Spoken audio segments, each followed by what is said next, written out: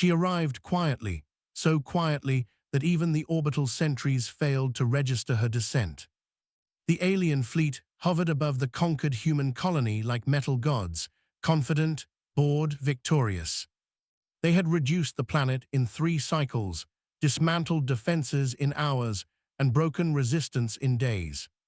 To them, humanity was a statistical footnote: weak bones, fragile skin, predictable fear responses. They catalogued humans as prey species, useful for labor or study, nothing more. The drop pod entered the atmosphere without flame or sound, slipping between sensors like a thought unspoken. It landed beyond the ruined city, in ash and broken stone, leaving no crater, no signal, no warning. Inside the command vessel, alien overseers discussed resource extraction timelines and relocation quotas. No alarms sounded, no officers turned their heads. She stepped out of the pod alone, wearing no insignia, no armor that reflected light.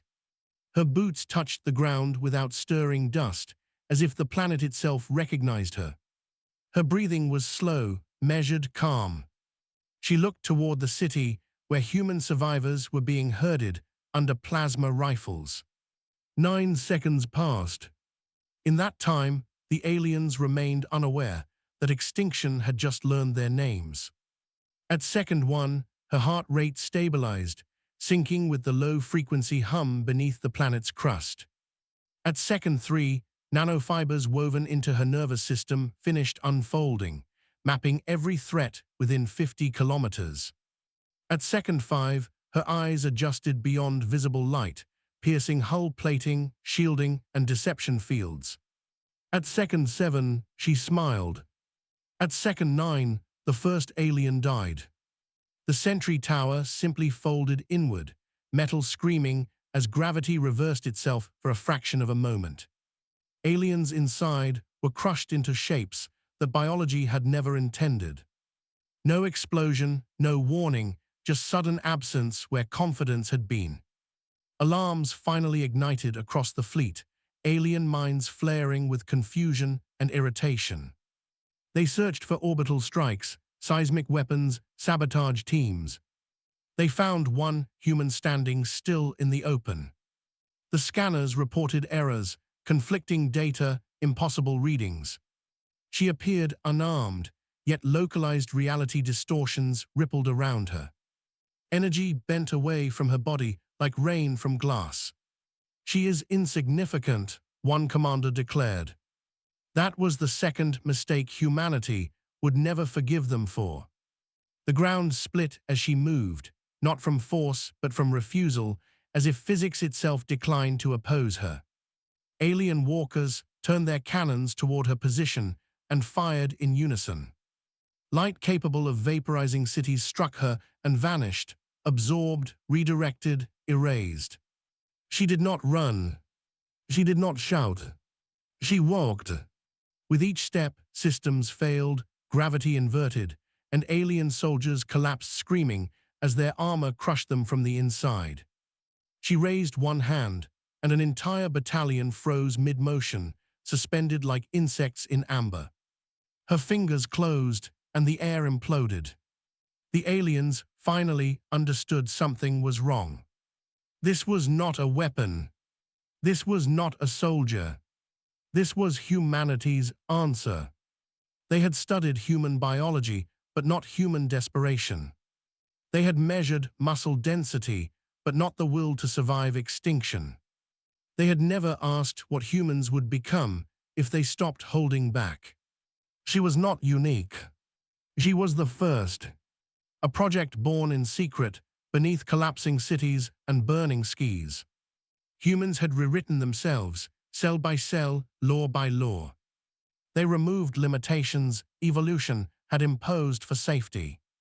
They replaced them with purpose.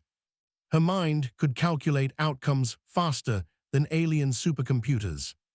Her body converted stress into fuel, pain into clarity, fear into power. She was not angry. Anger was inefficient. She felt only resolve. Alien command ships attempted to retreat, tearing open jump corridors in panic. She looked up and space folded, sealing their escape like closing fingers.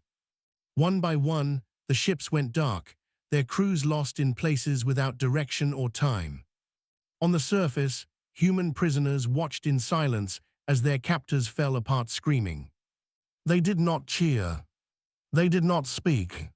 Somehow, they knew this was only the beginning. When the last alien signal faded, the planet grew quiet again. She stood alone amid wreckage and broken empires. Her task complete, but her war just beginning. Across the galaxy, alien civilizations received the same message, carried through hijacked networks and shattered beacons. It contained no threats, no declarations, no demands. Only data. Footage of 9 seconds. 9 seconds from silent arrival to unstoppable annihilation. 9 seconds that redefine the word monster. She returned to her pod and vanished as quietly as she had arrived, leaving behind a universe that would never again underestimate humanity. Because the aliens learned too late. Humans do not arrive loudly. They arrive prepared. And when they do, monsters are no longer myths. The galaxy did not sleep after she left. It trembled. Across thousands of systems, alarms that had never been tested suddenly screamed into relevance. Ancient defense protocols long dismissed as ceremonial activated without permission. Civilizations older than humanity paused their endless wars and turned their senses inward, afraid of what silence now meant. The aliens who had conquered the human colony were not a minor power. They were an empire built on inevitability. They expanded not through cruelty, but through certainty. They had never lost a campaign, never retreated, never failed to calculate the outcome of resistance. Until now. The data burst she left behind spread faster than panic. 9 seconds of footage copied, fragmented, reassembled, and translated into thousands of alien languages. Every frame showed the same impossible truth. One human, walking, no visible weapons, no armor of known composition, no energy signatures that matched any catalog technology. Just reality breaking politely around her. The scholars argued first. They claimed fabrication, simulation error, psychological warfare designed to destabilize confidence. Then the engineers spoke. They confirmed the readings were genuine. The gravity inversions, the localized nullification of physical constants, the disappearance of entire fleets into folded space that never reopened. Then the generals fell silent. Because if the data was real, then everything they knew about warfare was obsolete. And if it was obsolete, then they were already dead. On a world of crystal oceans and floating cities, an elder council convened in emergency session. They had observed humanity for centuries. A species that fought itself more than its enemies. A species limited by emotion, contradiction, mercy. They had concluded humanity would destroy itself long before it ever challenged the stars. One counselor replayed the footage slowly, frame by frame. He noticed something the others had missed. The human did not rush. She did not posture. She did not react to threats. She moved with the confidence of something that knew the ending. That counselor ordered a new directive issued across their domains. Human territories were to be avoided. Human vessels were to be allowed passage without inspection. Human signals were to be monitored but never interfered with. Someone asked why. The counselor answered with a question of his own. What kind of species builds a monster and sends her alone? Elsewhere, on a fortress world carved from a dead star, war priests gathered beneath burning glyphs. They worshipped conflict as sacred balance. They believed war refined the universe.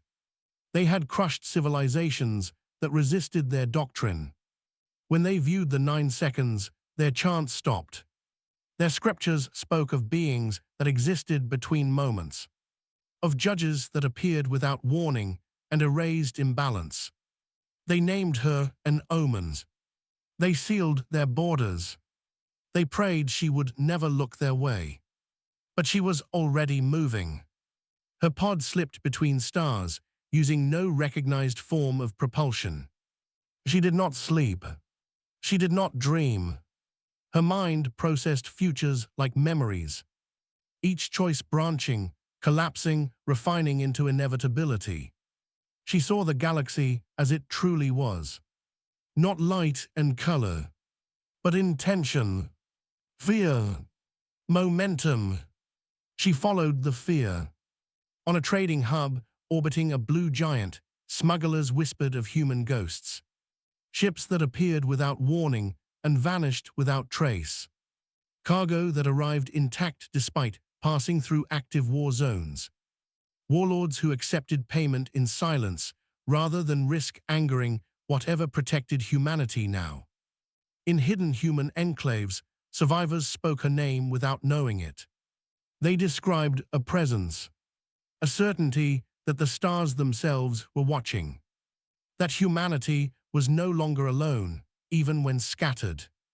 She reached a system marked red in her internal map, a place where humans had not died quickly, a place where surrender had been met with experimentation, a place where screams had been recorded, analyzed, and archived.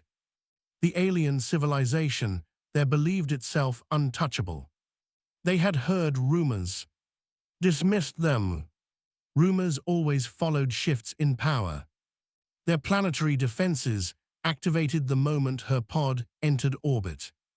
Millions of autonomous weapons locked on simultaneously. The sky became a lattice of fire. She did not dodge. She did not block. She arrived. The planet's magnetic field inverted. Satellites collided like insects drawn to a flame. Weapon platforms tore themselves apart as command hierarchies collapsed into recursive error. She walked through their capital as towers fell sideways and streets twisted into impossible angles. The aliens tried to communicate. They broadcast surrender in every frequency. They begged, reasoned, justified. She listened. Then she continued walking. Justice, she calculated, was not vengeance. Justice was correction. She found the laboratories, the holding chambers, the archived pain. She did not destroy them immediately. She unlocked them, released every prisoner, broadcast every record to the galaxy. Then she erased the planet from relevance, not through explosion, but through omission. When sensors later searched for that world, they found empty space where gravity still remembered something had once been there. The message spread faster than before. Humanity was not seeking conquest. Humanity was not demanding tribute. Humanity was auditing the galaxy. Some civilizations dismantled their slave markets overnight. Others erased records, freed prisoners, abandoned expansion. Not out of morality, but survival. In a forgotten corner of space, a human child looked up at unfamiliar stars and asked if monsters were real. An elder answered softly, "Yes, but they are ours." She continued onward, not as a queen, not as a god, but as a consequence. Because the greatest mistake the galaxy had ever made was assuming humans would fight like everyone else. They did not understand that when pushed far enough, humans stop fighting. They finish. And somewhere between seconds 8 and 9, the universe learned to be afraid.